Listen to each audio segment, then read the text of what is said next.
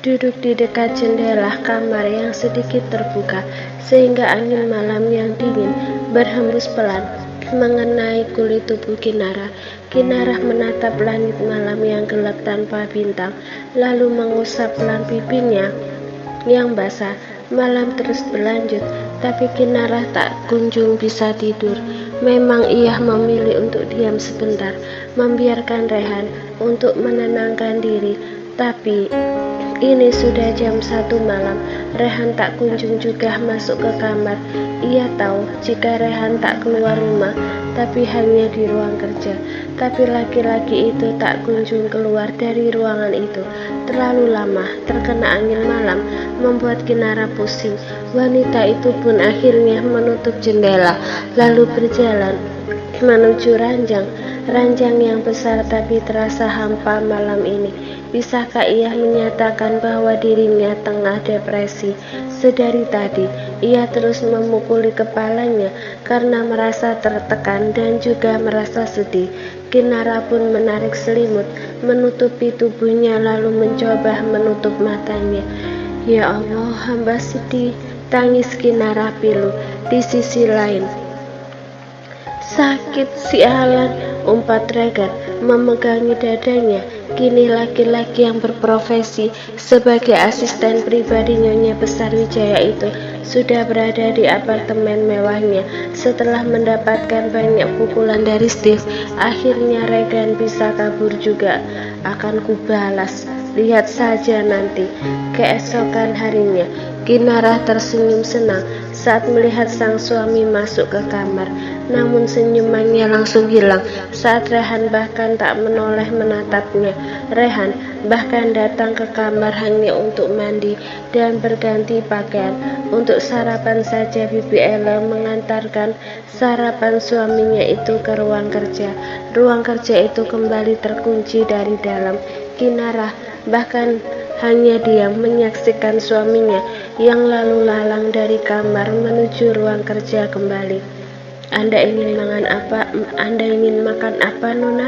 Tanya Bibi Ella, menyadarkan Kinara dari lamunannya. Kinara langsung menggeleng, lalu kembali masuk ke kamar. Ia sama sekali tak berselera, bahkan hanya untuk meminum seteguk air saja. Nona, Anda harus makan. Bibi Ella mengikuti Kinara masuk ke kamar. Terlihat Kinara kembali berbaring di ranjang dan menarik selimut.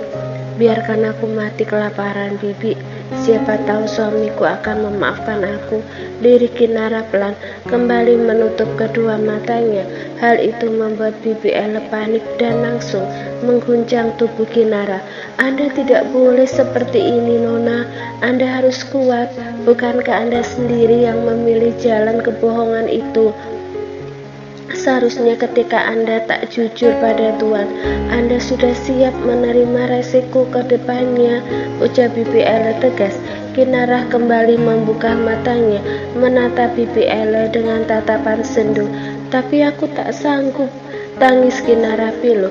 Memang ia yang memilih jalan sok berani itu, dan ia juga siap menerima resiko jika suaminya marah.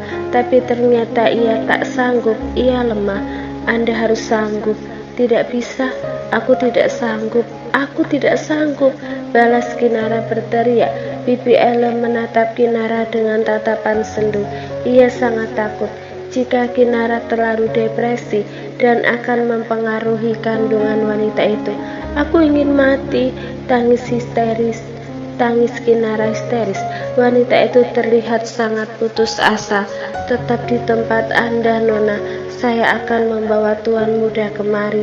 Setelah mengatakan itu, Bibi Ella pun langsung berjalan keluar dari kamar. Wanita tua itu berjalan menuju ruang kerja Rehan. Jangan kira Bibi Ella akan mengetuk pintu, karena wanita itu punya kunci cadangan untuk ruang kerja Rehan yang disimpan secara rahasia. Bibi Ella membuka pintu itu. Terlihatlah Rehan yang tengah sibuk berkutat dengan laptop. Menyadari kehadiran seseorang, Rehan langsung menatap tajam Bibi Ella. Berani sudah kemarahan Anda ini Tuan, atau Anda memang ingin melihat mayat nona muda hari ini? Tegas Bibi Ella. Cobalah untuk berpikir positif Tuan. Coba ambil sedikit saja sisi positifnya. Apakah Anda tidak berpikir jika nona sedang panik waktu itu? Apakah Anda berpikir jika nona tahu kalau mata-mata Anda ada di mana-mana, sehingga ia tak perlu takut dengan ancaman Regan?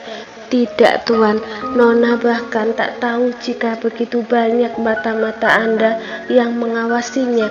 Cobalah untuk mengerti posisi nona sedikit saja, lanjut Bibi Ella. Wanita itu menghela nafas berat, menatap sendu tuannya yang sudah ia anggap seperti anaknya sendiri. Temui nona Tuan, berhentilah mengurung diri, nona sedang hamil, dia tidak boleh terlalu depresi, ucap Bibi Ella dengan suara yang melemah. Tapi kelihatannya istri Anda itu sudah depresi Tuan.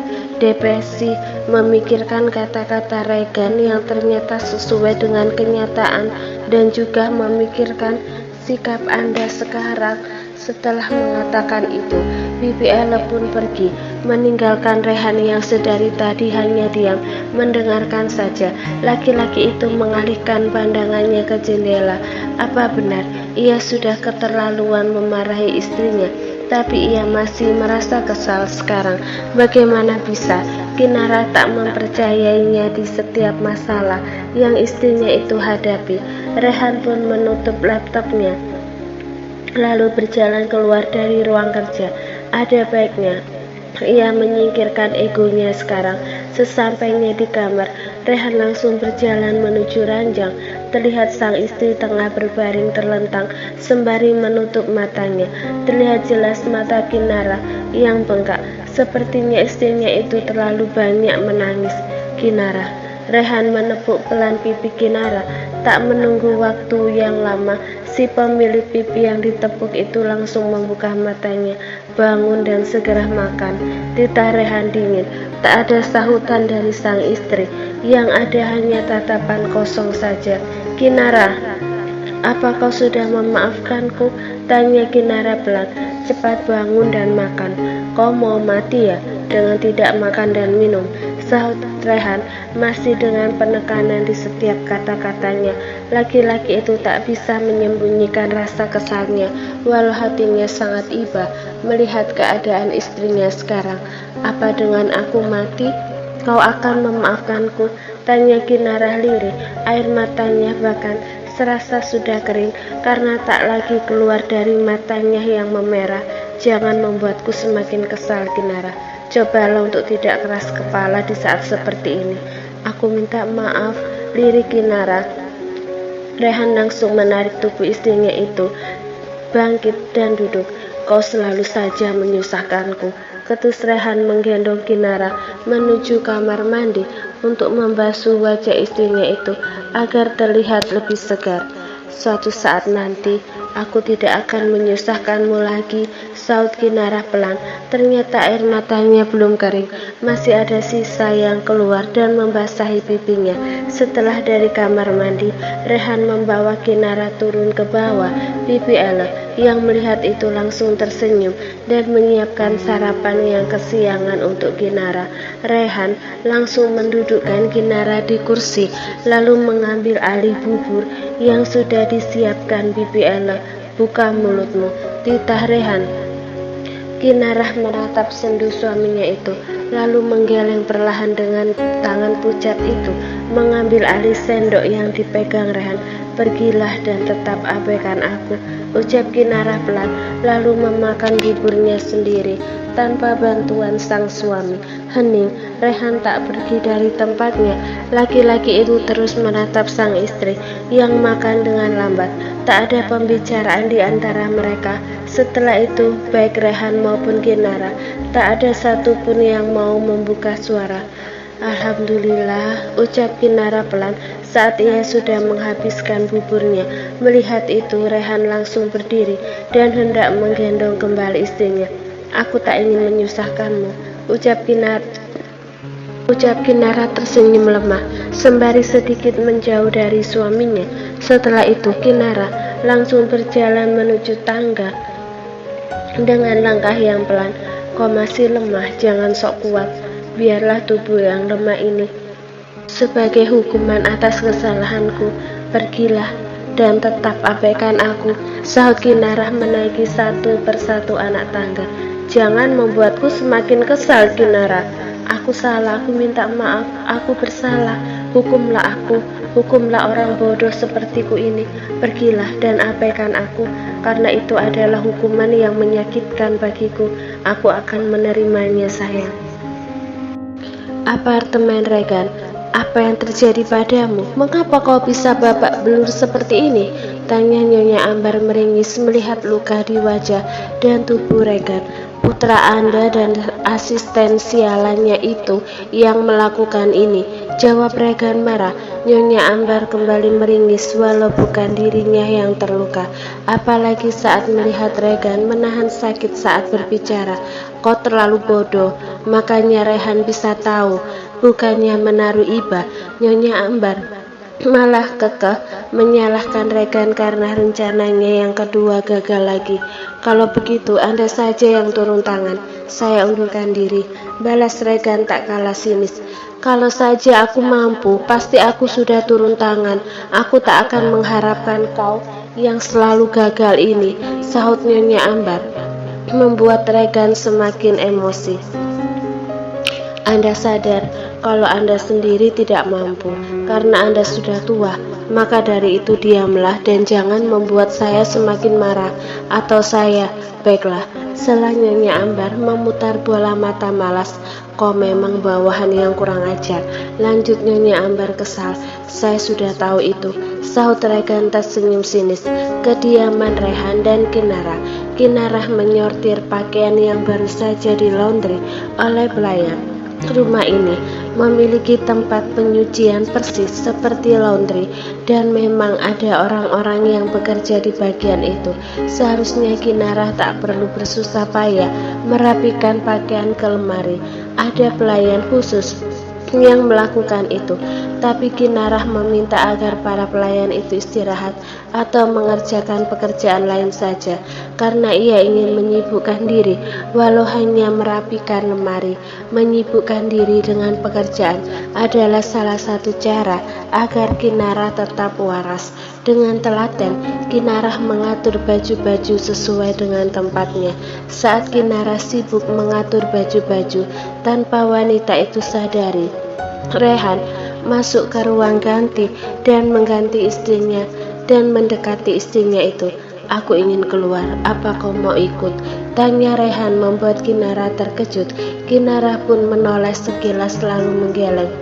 Jalan yang aku lalui searah dengan jalan ke rumah sakit. Mungkin kau ingin menjenguk kakakmu. Masih jawaban yang sama. Kinarah kembali menggeleng. Wanita itu kembali fokus dengan pakaian-pakaian yang wangi itu. Merasa diabaikan, Rehan langsung berjalan keluar dari ruang ganti, meninggalkan Kinarah yang berpura-pura sibuk, padahal hati dan pikirannya melayang kemana-mana.